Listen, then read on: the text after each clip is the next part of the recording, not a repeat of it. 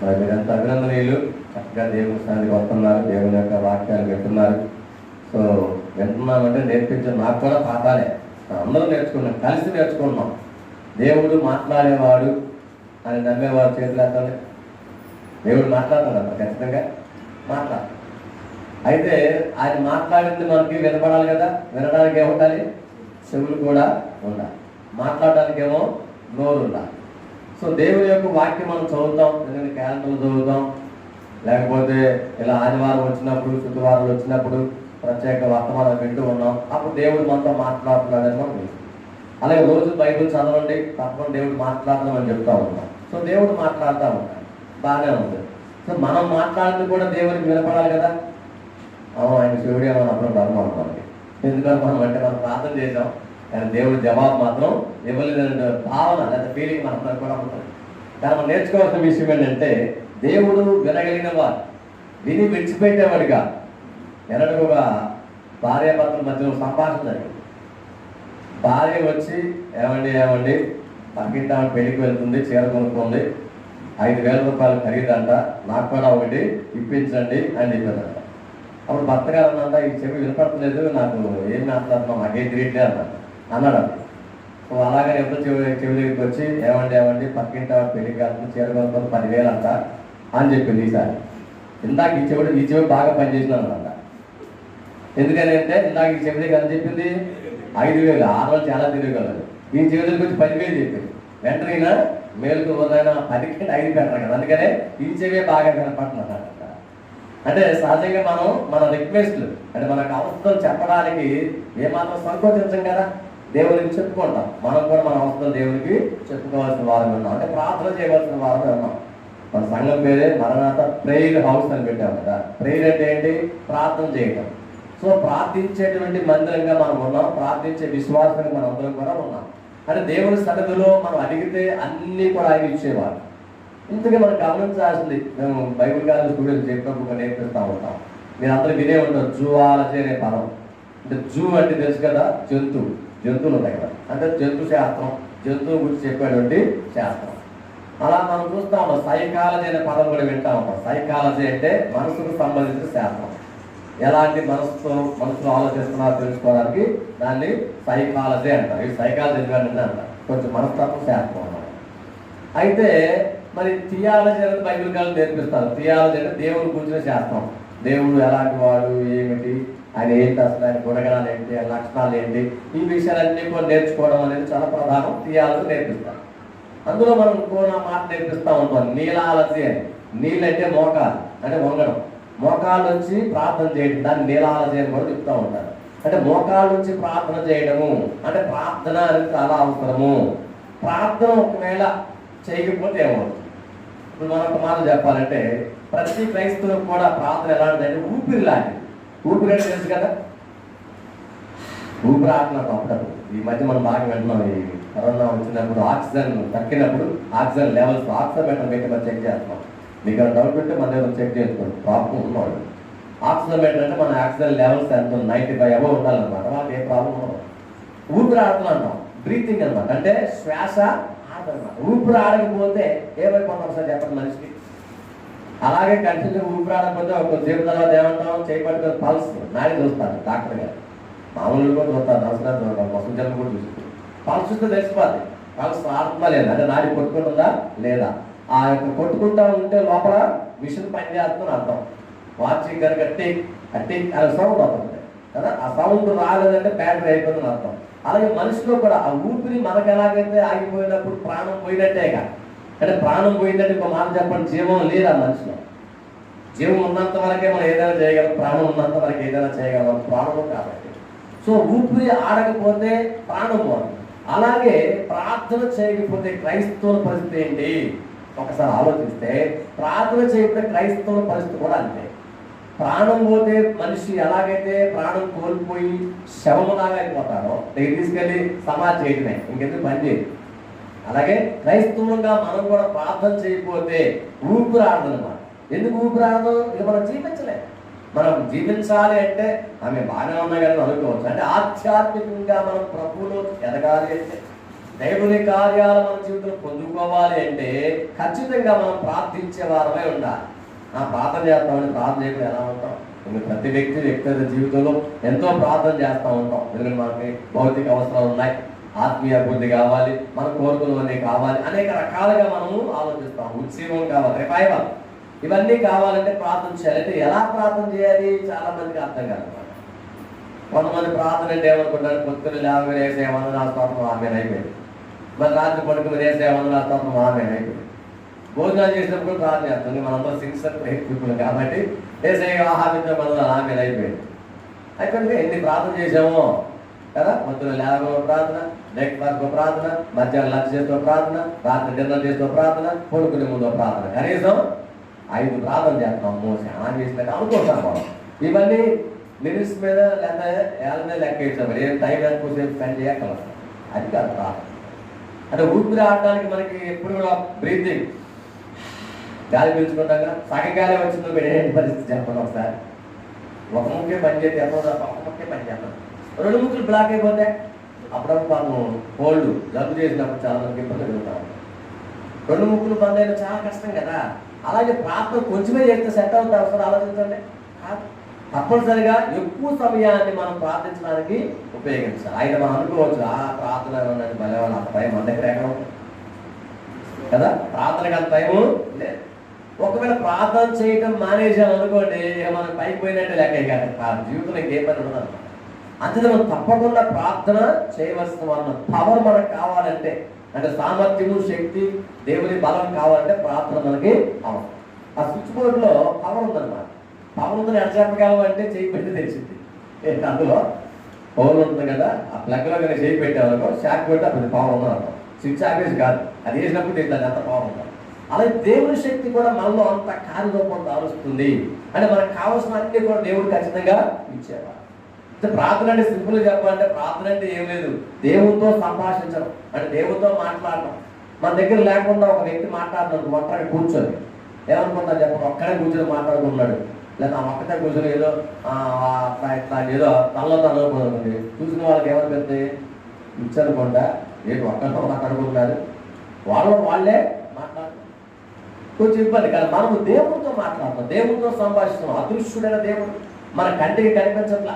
చాలా మంది దేవుడు చూపించు, నేను కూడా ప్రార్థన చేద్దాం ఉన్నారు, దాన్ని బట్టి పొందులా కదా. నువ్వు చెయ్యి, దేవుడు కనపడతాను అంటాం మనం. నాకు చూపించు, నేను ప్రార్థన చేస్తాను కొంతమంది చిత్తంగా వాదం అంటాం. దాన్ని ఎదురు వారు ఒకరికొకరు పోరాడుతుంది. అలాంటిదేం కాదు. నువ్వు చేయి సిన్సియర్గా, దేవుడు నీతో మాట్లాడతాడు. మనం ఏమి కావాలని కోరుకున్నావు అన్నీ కూడా.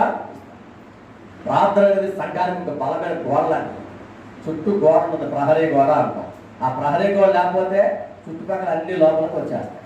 ఆ ప్రహరీ గోడ ఎంత ఇంపార్టెంటో అలాగే ప్రార్థన కూడా మన ఆధ్యాత్మిక జీవితానికి ఒక ప్రహరీ గోడ లాంటిది. అంటే ఏ సమస్య మన దగ్గర రాకుండా అక్కడ ఆపుతుంది అనమాట. ఏదొచ్చినా అక్కడికే. యుద్ధం చేసే వాళ్ళు పూర్వకాలంలో రాజుల కోట ఉంది. ఆ రాజకోటకి ఏమైనా లేచినా అక్కడికే మరి బాణాలు రాజుల ఇంట్లోకి వచ్చేయగలరు. ఎందుకంటే కోట దుర్భేద్యమైంది, అంత ఈజీగా లోపలికి వచ్చేవాళ్ళు కాదు. సో ప్రార్థన కూడా అలాంటిది. మీ చుట్టూ ఏ విధంగా సాతాను కుయుక్తులు జరిగినా వాడే వదిలిపెట్టడం. మనం రకరకాలుగా శోధిస్తూ ఉంటారు.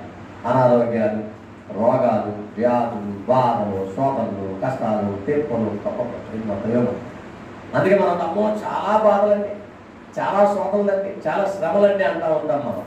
అవన్నీ కూడా మన దగ్గర రాకుండా మన చుట్టూ ఒక ప్రేయర్ వాల్ కట్టుకోవాలి. ప్రార్థనా గోడ అన్నాం. ఆ ప్రార్థన గోడ ఎలా ఉంది, గోడ కట్టే వాళ్ళకి అర్థమవుతుంది, టాపిక్ వేస్తుంది. ఒక్కొక్క స్టెప్ అంటే అడుగంట కదా, ఒక అడుగు, 2 అడుగు, 3 అడుగు, 4 అడుగులు, మధ్యలో సిమెంట్ వేస్తాం. మీరు గోడ కట్టే తెలుస్తుంది. ప్రతిదానికి 2, 3 అయిన తర్వాత పొడవుగా సిమెంట్ వేయాలంట. మళ్ళీ దాని మీద గట్టిగా ఉండడానికి అర్థం, స్ట్రాంగ్ ఉండాలి, ఆ గోడగా పడిపోవడం. అలాగే మనము కూడా ప్రార్థన చేస్తున్నప్పుడు ఆ ప్రార్థన గోడ ఎంత చుట్టూ ఉంటే మనకు అంత ప్రొటెక్షన్, అంటే భద్రత అనమాట, కాపుదల అంతగా ఉంటుంది. అప్పుడు నీ దగ్గరికి నా దగ్గరికి అపవాది శోధన పని చేయలేదు. ఎందుకని మన చుట్టూ ఎప్పుడు ఆ ప్రేయర్, ప్రార్థన అనేటువంటి ఎప్పుడు కూడా కవచము లాగా తిరుగుతూ ఉందన్నమాట. దేవుని యొక్క కృపా కాపుదల మనకి ఆ యొక్క ప్రార్థన ద్వారానే సాధ్యము. సో ప్రార్థన చాలా ప్రధానమైనది. ప్రార్థన చేసినప్పుడు మనం ఎప్పుడు కూడా దేవుని ఎదుగడానికి అవకాశం ఉంది. అంతేకాదు దేవుని నుంచి దీవెనలు మనం పొందుకోవడానికి మనకి చాలా అవసరం. అయితే ప్రార్థన చేయాలంటే ప్రధానంగా మనకి నోరు ఉంటే సరిపోదు. నోరు ఉంది కదా, పాట పాడమన్నప్పుడు మన సాధనకి వచ్చిన పాట అయితే ఆటోమేటిక్ పాడేస్తాం, కళ్ళు మూసుకొని ధ్యానంగా పాడేస్తాం. రాని పాట పాడలేం కదా. అయితే నాలుక కాదు ప్రధానం, హృదయంగా. మాటలు ఎక్కడి నుంచి వస్తాయి? నాలుగులో నుంచి రావు, హృదయంలో నుంచి వస్తాయి. హృదయంలో ఏది నిండి ఉంటే అది బయటకు వస్తున్నాడు ఏసై. హృదయంలో నీ బాధ, నీ ఆవేదన, నీ శ్రమ, నీ దుఃఖం, మనకి ఏదైతే ఉందో, నాలో మనలో ఏదైతే ఉందో అది బయటకు వస్తుంది.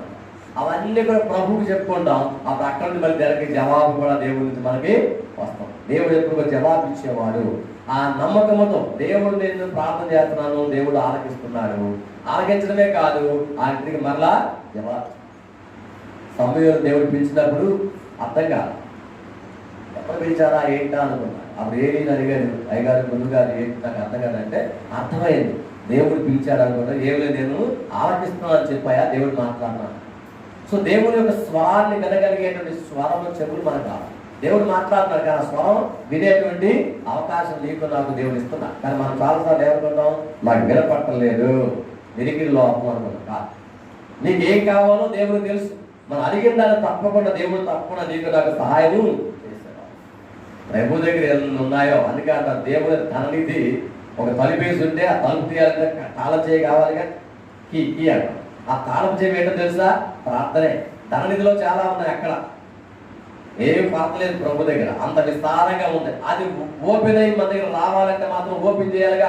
ఆ ఓపెన్ చేసి కీ అంటే చాపి అంటాం ఇంటిలో, తాళపు చెవి ప్రార్థనే అంటాం. అంతేనే యేసు ప్రభు నామములో మనం ప్రార్థన చేసినప్పుడు అన్నీ కూడా మనకి అనుగ్రహించబడతాయి. సో ప్రార్థన చాలా ప్రధానంగా ఉంటుంది. ప్రార్థన గురించి మనం నేర్చుకున్న పాఠాలు చాలా ఉన్నాయి, కానీ ఈరోజు ఒక్క పాఠాన్ని అందులో మనం నేర్చుకోబోతాం. ఇంగ్లీష్లో 4 లెటర్లు PRAY, ప్రే అంటాం కదా ఇంగ్లీష్లో. తెలుగులో అయితే ప్రార్థన అన్నా ఉంటాం. ఇంగ్లీష్లో 4 లెటర్లు. ప్రే అనే పదం మనం కాకపోతే వేర్పాటు దాన్ని క్రియ. ప్రేయర్ అనేది మనం నామం అంటాం. అంటే ఆ ప్రే అనే పదంలో ఒక్కొక్క పదం మనం గమనిస్తే ఒక్కొక్క అక్షరాలు ఎప్రిమియేషన్ అంటాం. అంటే పదం ఏమన్నా గమనిస్తే ప్రతి పదానికి అర్థం ఉంటుంది.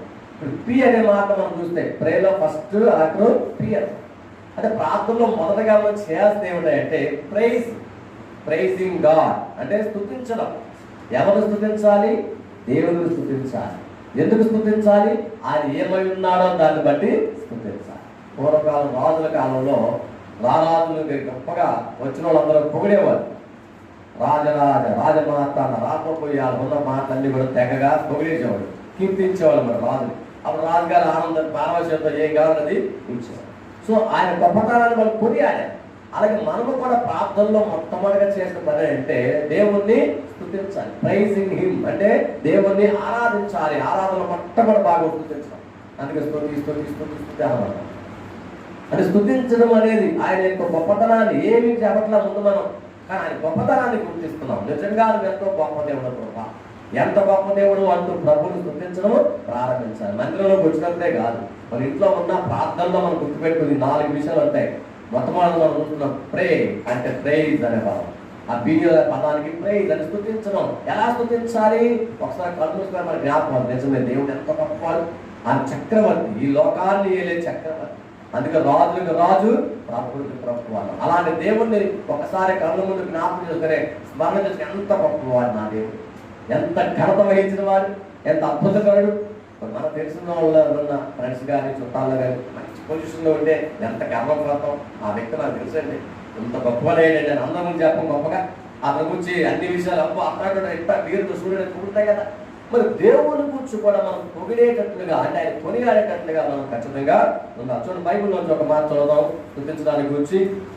కీర్తనలు 100 వర్స్ 4, 100వ కీర్తన 4వ వచనాన్ని మనం చదువుకుందాం. 100వ కీర్తన 4వ వచనాన్ని చదవండి. కృతజ్ఞతార్పణలు చెల్లించుచు ఆయన గుమ్మములలో ప్రవేశించుడి, కీర్తనలను పాడుచు ఆయన ఆవరణములో ప్రవేశించుడి, ఆయనను స్తుతించుడి, ఆయన నామమును గణపరచుడి. సో హెడ్డింగ్ లో కనపడుతున్న అసలు కీర్తన మీద హెడ్డింగ్ 100లో స్తుతి అర్పణ కీర్తన అని అంటున్నారు. అంటే స్తుతి అర్పించే కీర్తన. ఈ కీర్తన అంతా కూడా 100వ కీర్తన అంతా కూడా హెడ్డింగ్ స్తుతి అర్పణ కీర్తన. అంటే మనము ప్రభు సన్నిధిలో మనం ప్రార్థన చేస్తున్నప్పుడు నేర్చుకోవాల్సిన మాట ఇక్కడ కనపడుతుంది. స్తుతించడం అన్నమాట. ముందుగా రాగానే ఫస్ట్ మనం ప్రార్థన మొదలుపెట్టగా మనం మొక్కుబడి చేస్తాం. నాకు అది దిక్కింది, ఇది లేదు, అది ఇది. ప్రార్థన అది కాదన్నమాట. ప్రార్థించే విధం తెలియాలి. ఇక్కడ మనకు కనపడుతుంది దేవుని ముందుగా స్తుతించాలి. అందుకే కనపడి 4వ వచనం, కృతజ్ఞతార్పణ చెల్లించు ఆయన గుమ్మములో, కానీ ఆయన మందిరంలోకి రావాలి అంటే చర్చిలో కానీ కాదు, ఆయన సన్నిధిలో ప్రవేశించడానికి, అంటే ఆయన మనం ప్రార్థన చేయడానికి సిద్ధపడాలి. కీర్తనలు పాడుతున్న ఆవరణలో, అందుకని ఆయన స్తుతించుడి, ఆయన నామమును ఘనపరచుడి అన్నాడు. ఆయన స్తుతించాలి. దేవుని స్తుతించాలి. ఆయనకున్న పేర్లు ఎన్నో నామములు. ఆయన ఘనత కలిగిన దేవుడు, మహిమాన్వితుడు, మహోన్నతుడు, సర్వోన్నతుడు, సర్వశక్తిమంతుడు. మీరు బైబిల్ చదివితే ఎన్ని పేర్లు కనపడతాయో, ఎన్ని నామములో ఆయన, అన్ని నామములు. ఘనతకు పాత్రుడు ఆయన, స్తుతులకు పాత్రుడు ఆయన, స్తోత్రాలకు అర్హుడు ఆయన. ఆయనే సమస్తములకు అధిపతి, సృష్టికర్త. నిన్ను సృష్టించిన వారు, ఈ భూమి ఆకాశములకు ఆయన సృష్టిని సమస్తాన్ని ఒక్క మాట చేసేసి, అదే కష్టపడి కొన్ని సంవత్సరాల పాటు ఏం చేయాలి, జస్ట్ కలుగులు కాక అన్నాడు అంతే. అంటే ఎంత గొప్ప దేవుడో మనకు అర్థం. మరి మనమైతే మన గొప్పతనాన్ని చాలాసార్లు మనం అనుకుంటాం, నేను చాలా గొప్పనంటే అనుకుంటాం. మన గొప్పతనం ఏముంది? మనం ఏమన్నా చేయగలమా? మనం మాట్లాడితే అంత తేలిక అయిపోతా, ఏమవుతాం? కానీ దేవుడు చెప్పగానే అయింది. అందుకే అంత గొప్ప దేవుణ్ణి ఆయన సన్నిధిలోకి మనం వచ్చినప్పుడు, ఆయన ప్రార్థన చేస్తున్నప్పుడు మొట్టమొదటిగా ఆయన గొప్పతనాన్ని కీర్తించాలి. అది స్తుతించమంటే ఆయన ఏమై ఉన్నాడో దాన్ని మనం స్తుతించే వారిగా ఉన్న ఆయన నామాన్ని ఘనపరచండి అంట. ఘనత అంటే ఆయన కూర్చి ఎప్పుడు ఎంతసేపు స్తుతిస్తామండి? సమయం అనేది దాన్ని లేదు. మనం నీ ఓపిక, మనకున్న సమయం సందర్భాన్ని బట్టి ఆయన మనం స్తుతిస్తూ దేవుని సభలో ప్రారంభం చేయాలి ప్రార్థన అంటే. అదే రాగానే ప్రభా మాకు ఆ బాధ ఉంది, ఈ బాధ ఉంది, ఆ కష్టం నాకు ఇది అది ఎప్పుడు కూడా చెప్పడానికి మీరు మొట్టమొదటి మనం చేయవలసిన పని అది. చూద్దాం మరొక కీర్తన భాగం చూద్దాం. 33వ కీర్తన 1-2 వచనాలు చూద్దాం. Psalms 33:1-2, 33వ కీర్తన 1-2 వచనాలు. నీతిమంతులారా యెహోవాను బట్టి ఆనందగానము చేయుడి, స్తుతి చేయుట యథార్థవంతులకు శోభస్కరము. సితారాతో యెహోవాను స్తుతించుడి, 10 తంతుల స్వరమండలములతో ఆయనను కీర్తించుడి. ఏమంటాడు ఇక్కడ? స్తుతి చేయుట యథార్థవంతులకు శోభస్కరము. ఎంత చక్కని మాట కనపడతారు. శోభ అంటే అందం, అంటే మన మాట చెప్పండి ఎంతో విలువ తెచ్చేది అనమాట. ఏం చేయడం? స్తుతి చేయడం. అది ఎవరికి? యథార్థవంతులకు, అప్రైట్ పీపుల్ ఇంగ్లీష్లో. అంటే జాగ్రత్తగా దేవుని వాక్యాలు చదువుతూ ప్రార్థన చేసుకుంటూ దేవుని కోసం జీవించే వాళ్ళకి అది శోభన కలిగిస్తుంది, మిగిలిన వాళ్ళకి దుఃఖాన్ని కలిగిస్తుంది అనమాట. అలాగే మనం భయపడం. అదేంటే మనకి ఇన్ని తిప్పడం, ఇన్ని చేసినా కూడా, ఇంత ప్రార్థన చేసినా కూడా పాపం వస్తున్నాయి, శ్రమ వస్తున్నాయి, తిప్పలు వస్తున్నాయి, వాస్తవమే. కానీ ఇవన్నీ కూడా దేవునికి మహిమ కొరకే. దేవుడు మనం స్తుతించినప్పుడు, ఆయన కొనియాడినప్పుడు, గణపరిచినప్పుడు దేవుడు మనం గమనిస్తున్నాడు అనమాట. అందుకని యథార్థవంతులంగా మనం ఉంటూ ఆయన వాక్యాలు చదువుతున్నాం, ప్రార్థనలు ఎదుగుతున్నాం. దేవుడు తప్పకుండా ఆయన సమయం కొరకు మనం ఎదురు చూడాలి. వెయిట్ అండ్ సీ అన్నారు, అంటే వేచి చూసే ధోరణి అనుకున్నారు. తొందరపడి ప్రభువులు మనం ఏం చేసేటంటే దేవుడు నాకు తొందరపాడు అనమాట. తొందరపాడు అంటే తెలుసు కదా, బీపీ ఎక్కువ కంగారు పడి ఏది పడితే మాట్లాడేస్తాం. ఆ దేవుడిని మనం ఎప్పుడు దూషించడానికి మన బైబిల్ ఎప్పుడు చూస్తాం, ఎప్పుడు చెప్తున్న మాట యోగుని గురించి మాట్లాడాలి. యోగు భార్య ఆ బాధ తట్టుకోలేక, ఎందుకే ఇంకా ఏం చేస్తాం, దేవుడు తిట్టరాదు అని చెప్పి సలహాయించింది. కానీ ఆయన సలహాను పాటించాలి. సో మనం కూడా అలా ఉండాలి. ఒకవేళ శ్రమలు వచ్చినా తట్టుకుందాం. ఆయన కీర్తించేవారిగా, కొనియాడుకుని స్తుతించేవారిగానే ఉండాలి. ఆయన స్తుతించినప్పుడు ఆ దేవుడి నుంచి నెక్స్ట్ ఆశీర్వాదం రాబోతున్నారు అనమాట. ఆయన ఎప్పుడైతే కొనియాడటం ప్రార్థనలో ఆ భాగాన్ని నిజమే, ఇంత గొప్ప దేవుడు నాకు ఉన్నాడు, ఆయన సమస్తం ఇచ్చేవాడు, ఆయన సర్వోన్నతుడు, సర్వశక్తి మనం ఆయన తెలుసు. కానీ మనం అడగంటే ఏది కూడా చేయడు, ఇవ్వడు. కానీ మనం చేయవలసిన పని అదే కనపడతాం. అంతే మొట్టమొదటిగా మనం ప్రార్థనలో చేయవలసింది ఆయన స్తుతించవలసిన వారిని ఉన్నాం. రెండవ మాటలు చూద్దాం. రెండవ అక్షరం ఏంటండి? ఆర్ అంటే ఏమిటనుకో, రిపెంటెన్స్. అంటే మనం ఏదైతే తప్పు చేశామో, అపరాధం చేశామో దాన్ని పశ్చాత్తాపడే మనసు కావాలి. మనం తప్పు చేసి ఒప్పుకోరు. చిన్నపిల్లలు అసలు నేను చేయాల అదే పొకాయిస్తాను లేదా దబాయిస్తాను కదా, అది నేను చూసానే కళ్ళారా, నేను చూసానే, నువ్వు చూసానన్నా అంటే దబాయించడం ఎంతసేపు ఎదుటి వాళ్ళే తప్పు అని నిరూపించడానికి ప్రయత్నం చేస్తాను. కొంతమంది చిన్న చిన్న పిల్లలు అయితే స్కూల్లో ఒకరు కొట్టి అంటారు కూర్చుంటాడు, ఆళ్ళు కొట్టుకుంటే ఈ పెంపకం అసలు కొట్టి నీడు ఆడు కొట్టుకొని నవ్వుతో చూస్తుంటాడు. పాప ఆడికి అర్థమే సార్ ఎవరు కొట్టాడు. 3 వ్యక్తులు ఉన్నప్పుడు వీళ్ళు కొట్టి పక్కన వీళ్ళు ఏం చేస్తారు, ఈ పక్కన కొట్టాలనుకుంటారు. ఇంకా వాళ్ళు కొట్టుకుంటే వీళ్ళు చూస్తా ఉంటారు. తప్పు చేసినాడు అనమాట, ఒప్పుకోడు. అట్లాగే మన మనసు కూడా అంతే. కొన్నిసార్లు ఏం నేను ఒప్పుకోలేదు, తప్ప లోకం అమ్మ చేయదా ఏంటి, నేను ఒక్కడే చేస్తానా అని ఫీలింగ్. కానీ మంచి మనసు ఉన్న మనకి దేవుడు చూస్తున్నాడు. ఎందుకంటే ఆయన అన్ని చోట్ల చూడగలిగిన దేవుడు. ఆయన సర్వజ్ఞుడు, అంటే ఆయనకి మొత్తం తెలుసు. ఆయన సర్వశక్తి మంతులు, ఆయన శక్తికి అంతము లేదు. ఆయన సర్వాంతర్యామి, అన్ని చోట్ల ఉన్నవారు, ఒకే చోట ఉండగలిగిన వారు, అన్ని చూడగలిగిన వారు. అందుకే యెహోవా కనుదృష్టి లోకమంతా సంచారము చేయుచున్నది. అన్ని చోట్ల ఆయన చూడగలిగిన వారు కాబట్టి దేవుడు చూస్తున్నారు. కాబట్టి మనం ఏం చేయాలంటే, ఒకవేళ అపరాధం చేస్తే, తప్పు చేస్తే, పొరపాటు చేస్తే ఆయన సారీ దేవా నన్ను క్షమించు. ఆ క్షమించు అనగలిగే మనసు మనకు కావాలి. చాలాసార్లు అది మనకి రాదు. ప్రార్థనలో మనం మొట్టమొదటి దేవుని స్థుతించడం మొదలు పెట్టాక ఆయన గొప్పతనం అవ్వగానే నెక్స్ట్ మన కోసం చేయాలి కాబట్టి మన తప్పులు గుర్తు రావాలి. ఒక ఏదైనా పొరపాటు చేస్తేనేమో ప్రభా నన్ను మన్నించు అనే మనసు, క్షమాపణ మనసు అంటారు. చూడండి, మనకి 32వ కీర్తన చూస్తే అక్కడ మనకు కనపడుతుంది. 32వ కీర్తన 5వ వచనాన్ని చూస్తే ఇక్కడ, నా దోషములు కప్పుకొనక నీ ఎదుట నా పాపమును ఒప్పుకొంటిని, యెహోవా సన్నిధిని నా అతిక్రమములు ఒప్పుకొందుననుకొంటిని. నీవు నా దోషమును పరిహరించి ఉన్నావు. కావున నీ దర్శన కాలమందు భక్తి గల వారందరూ నేను ప్రార్థన చేయుదురు. మనం చూసినట్టు స్పష్టంగా 32 కీర్తన చూస్తే దావీదు రాసిన కీర్తన అది. తన యొక్క సమస్యలను, తప్పిదములు లేదా అపరాధం ఏదైతే ఉందో దాన్ని ఒప్పుకుంటాడు, తప్పుకోవట్లేదు. అది దోషములు కప్పుకొనక. కప్పడం అంటే కవర్ చేయడం. మనం ఏం చేస్తున్నా, చందాలు బాగపోతే దాన్ని ఏదో కవర్ చేయాలి, అందంగా చూపిస్తాం. చూడగా బాగుంది దాన్ని నీటి తెలిసింది, లోపల ఉందా ఏదో వేసుకోకుండా. అలాగే మనం కూడా బయటకి ఎంత లోపల ఏముందో, లోపల బుద్ధి, కుళ్ళు, కుతంత్రాలు అలాంటి మనం ఉండడానికి వీళ్ళు మన ప్రభువుని ఎరిగిన వాళ్ళము, ప్రభువును సేవించే వాళ్ళం కాబట్టి అవన్నీ కూడా పైకెత్తుకు ఎలా ఉన్నా దేవుడు అంతరంగానే పరిశీలించేవాడు, పరీక్షించేవాడు కాబట్టి మనం తప్పిదములు తప్పకుండా ఒప్పుకోం. అందుకే ఇక్కడ దావీదు చెప్పుకున్న దోషాన్ని తప్పుకోండి ప్రభా, నేను ఏదో ఒప్పుకుంటున్నాను, నా పాపమును మన్నించు, నా అపరాధాన్ని క్షమించు అని ఎప్పుడైతే మనం ప్రభుత్వంలో ప్రార్థించే విధంలో మమ్మల్ని ఏర్పడింది. మొదటి స్టెప్ ఏమో స్తుతించడం ఆయన గొప్పతనాన్ని, రెండోది ప్రభా నన్ను క్షమించు, నన్ను మన్నించు. అలాగే కొత్తగా తప్పు చేయకపోతే మనం అలవాటు అయిపోతుంది. చేసింది మళ్ళీ చేయకూడదు, రిపీట్ అవ్వకూడదు అనమాట. ఆ విధంగా ప్రయత్నం చేయాలి. ప్రభు తప్పకుండా మనకు సహాయం చేస్తాడు. ఆయన సందులో మనం ఒప్పుకున్న వాటిని దేవుడు క్షమిస్తాడు. తప్పుకోకుండా మనం ఎప్పుడైతే ముందుకు వెళ్తామో అప్పుడు ఆయన దీవులు ఇవ్వడానికి సిద్ధంగా ఉంటాయి. మనం ఏం చేస్తాం, మంచి వాళ్ళకి ఇప్పుడు హెల్ప్ చేద్దాం అనుకుంటాం కదా.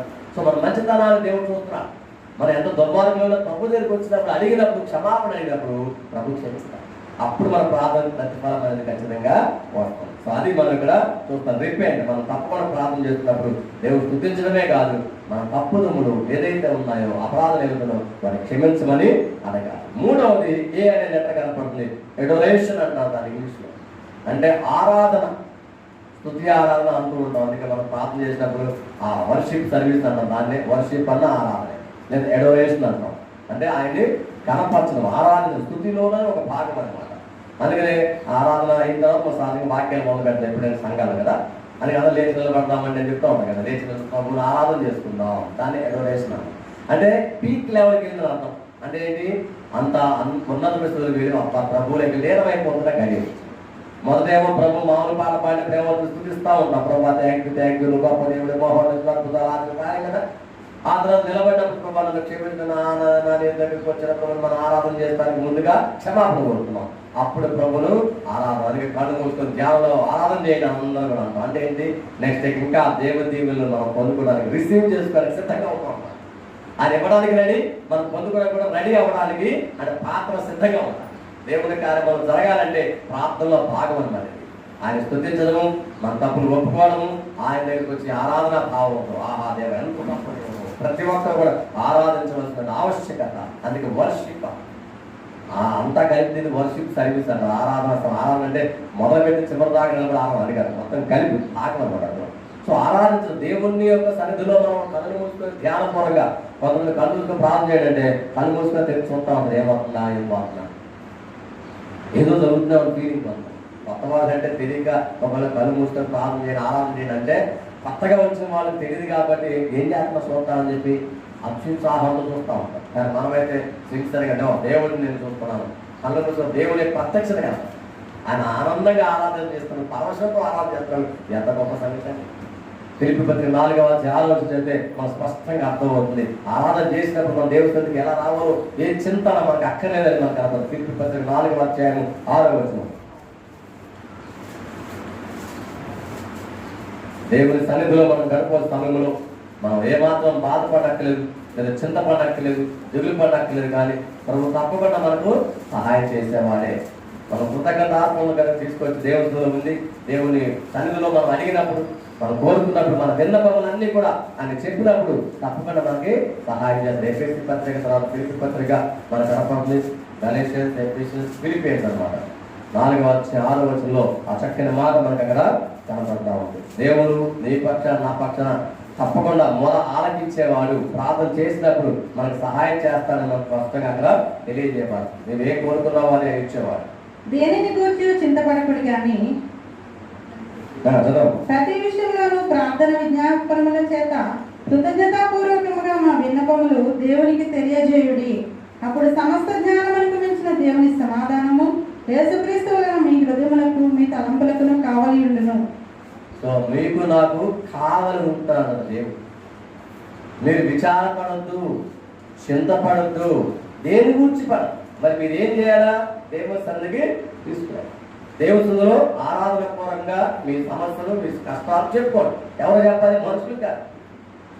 పౌరుగా చాలా స్పష్టం చెప్పారు, మనుషులు చెప్పొద్దు, దేవునికే చెప్పాలి. ఎందుకంటే ఆయన వింటాడు, వినడమే కాదు జవాబు కూడా ఇస్తాడు. నువ్వేం కోరుకుంటున్నావో, మనం ఏదైతే అడుగుతున్నామో ఆయన ఇవ్వడానికి సిద్ధంగా ఉన్నారు కదా. ఆరాధన భావం కలిగినప్పుడు ప్రభువుకి చెప్పుకోవాలి మన హృదయాంతర భాగం నుంచి. అందుకే అందరూ స్తుతించని, ఆరాధించని, కొనియాడని ఆయన అడగండి అన్నప్పుడు హృదయపూర్వకంగా దేవుడు మనం సామూహికంగా చేస్తాం.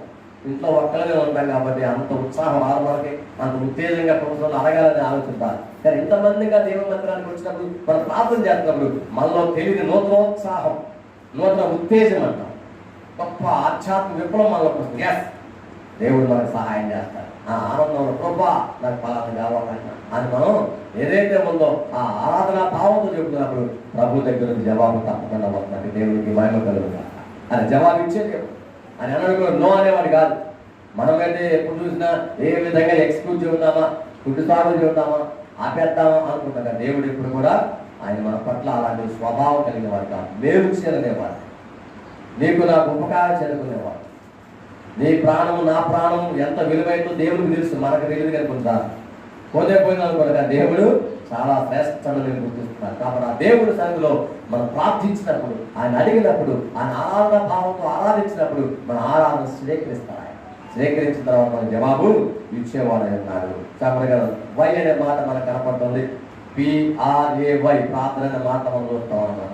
P అంటే ప్రైజ్ అనుకున్నాడు, సృష్టించడం అనుకున్నాం. R అంటే రిపెంట్, పశ్చాత్తాపం, మన అపరాధాలు మన్నించమని ప్రభువును అడగడం అనుకున్నాం. మూడోది ఏ చూస్తాం, ఏ అంటే ఎడోరేషన్, అంటే దేవుణ్ణి ఆరాధన భావంతో ఆయన అడగడం, మనకి ఏం కావాలని చెప్పుకోవడం. ఆఖరిగా వై అంటే ఈల్డ్, అంటే సమర్పించుకోవడం, మనల్ని మనం అప్పగించుకోవడం. ఈల్డ్ అంటారు, YIELD, ఈల్డ్ అంటారు ఇంగ్లీష్లో. అంటే మనల్ని మనం అప్పగించుకోవడం, సబ్మిషన్ అంటారు. ఏదైనా ఒక అప్లికేషన్ పెట్టినట్టు అన్ని పూర్తి చేసి అధికారికి సబ్మిట్ చేస్తాం, దాన్ని సబ్మిట్ అంటారు, అంటే అప్పగించడం.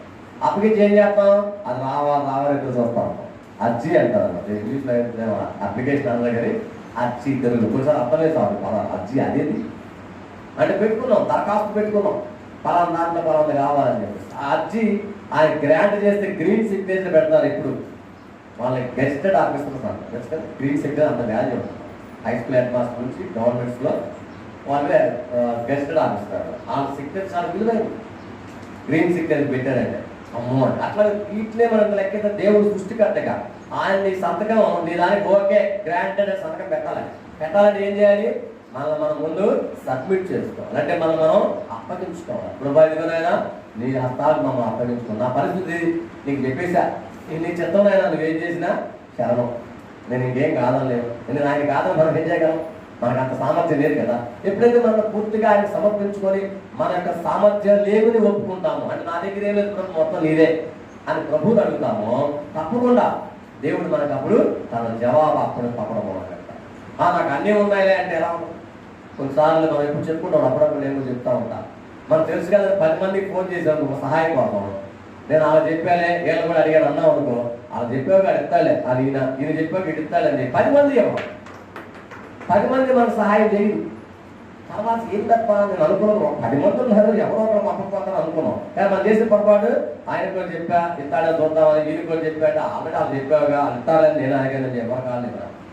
కానీ ఇక్కడ దేవుడి దగ్గరికి వచ్చినప్పుడు నాకు ఇంకెవ్వరు లేదు ప్రభావ, నువ్వు తప్ప నాకు ఇంకే అవకాశం లేదు, నువ్వే నాయన అని అడిగినప్పుడు ఫైనల్ నా దగ్గరికి వచ్చావు, నీ సమస్యను నువ్వు చెప్పుకున్నావు, కాబట్టి నీ జవాబు నేను నువ్వేం కోరుకున్నావు అది ఇస్తానని చెప్పి దేవుడు గ్రాంట్ చేస్తాడు. అంటే మనం అడిగింది మన జీవితంలో చాలా మార్లు జవాబు పొందుకోలేక కారణం ఇదే.